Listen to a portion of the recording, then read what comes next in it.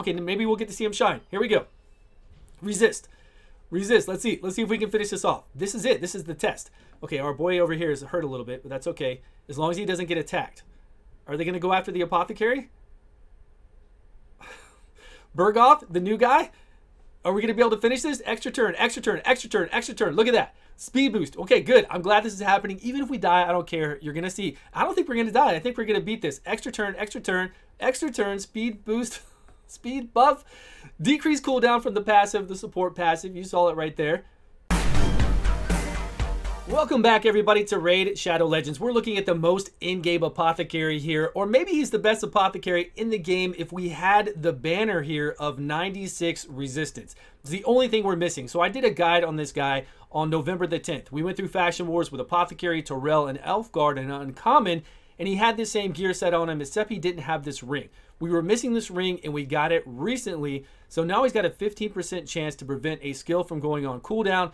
So this A3 here, right, where we get our speed buff and our turn meter increase, we can prevent that from going on cooldown. Of course, we can prevent the 2-turn heal.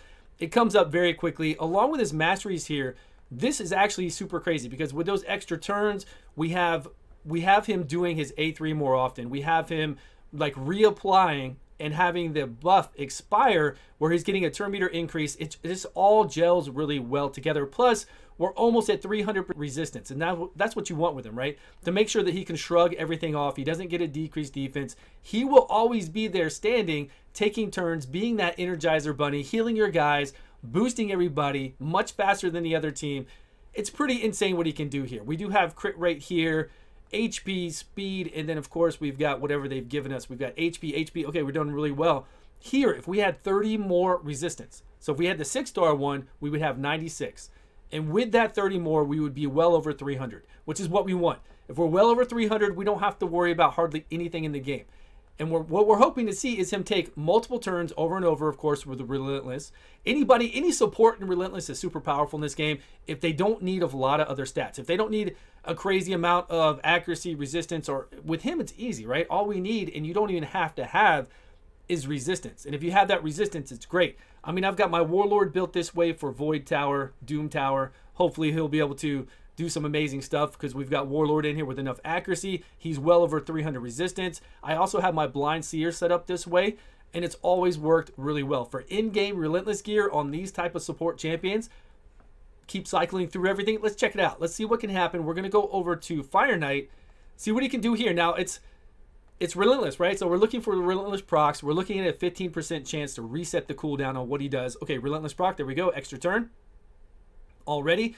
And then keep an eye for the blue letters going over him saying turn meter increase. That's when, we just saw it, that's when his buff expires off of himself or anybody else. He gets a chance to get that turn meter increase.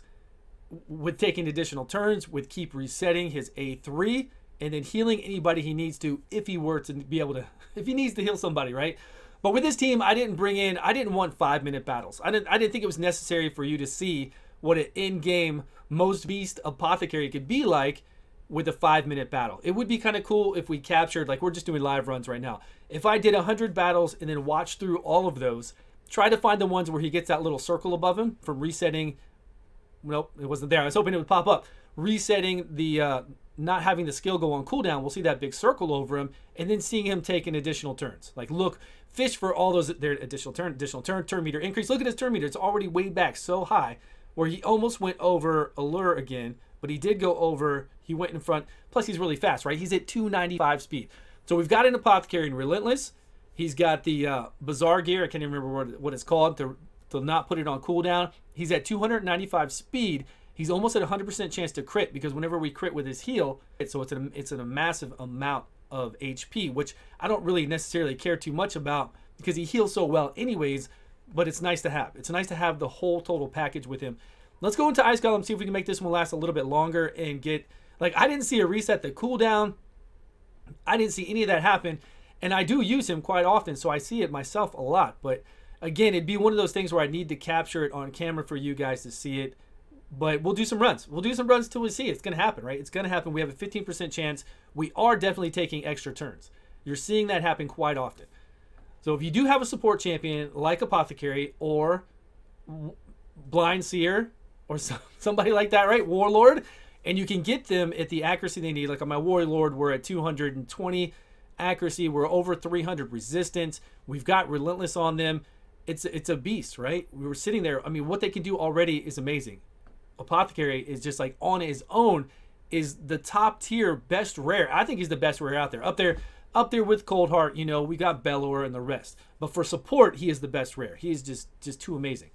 And to put him in gear like this, it just really just boosts your team past the limits.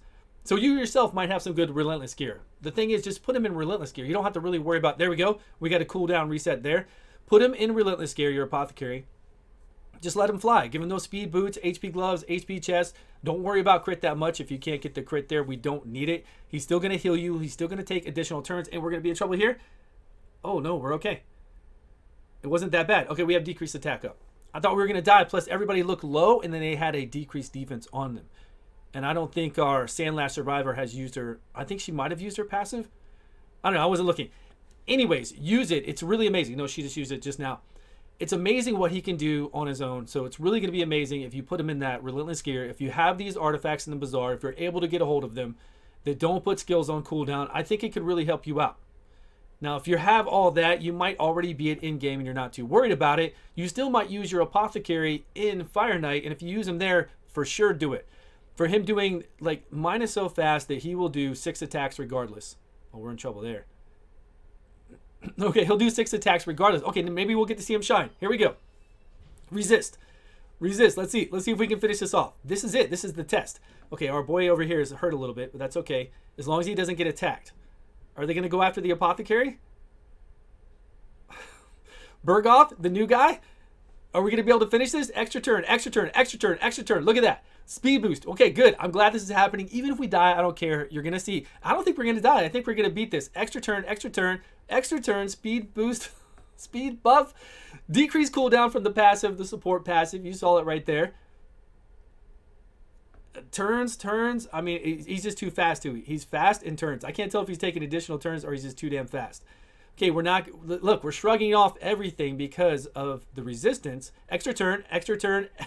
Okay. There we go. So you see, look at this. It's nuts. I'm glad this happened at the very end. I hope you stayed till the very end to see this. This is it. I mean, this is why you do this with all those type of support champions like this. And for him, there we go. We decreased the cooldown finally after taking 1,000,000 turns. We should have done that already. But he's doing a lot of A1s. So he's not necessarily doing something that would need to reset a cooldown. And if he has his A3, I've never seen him do back-to-back A3s very often. He knows there's a buff up there, so he doesn't do it all the time. Sometimes I've seen him come and do his A3, it does reset, and then he does his A1 right away. Okay, let's go. Let's go, buddy. Extra turn, and we got it. That is it. That is the marvel of the in-game Apothecary or any support that you can get really high speed, really high resistance, and then have them cycle through it all. 3 minutes and 30 seconds. Bergoth, the malformed, and Apothecary pulled it off even when everybody else died. I'm happy. I am very happy that it went that way. Let's go back and look at his gear really quick before we close this out. We've got the speed, we've got the relentless. If we wanted to go HP here to give him some more survivability, we could. We could go HP, or defense and HP. Speed boots always. Get that speed up on your Apothecary.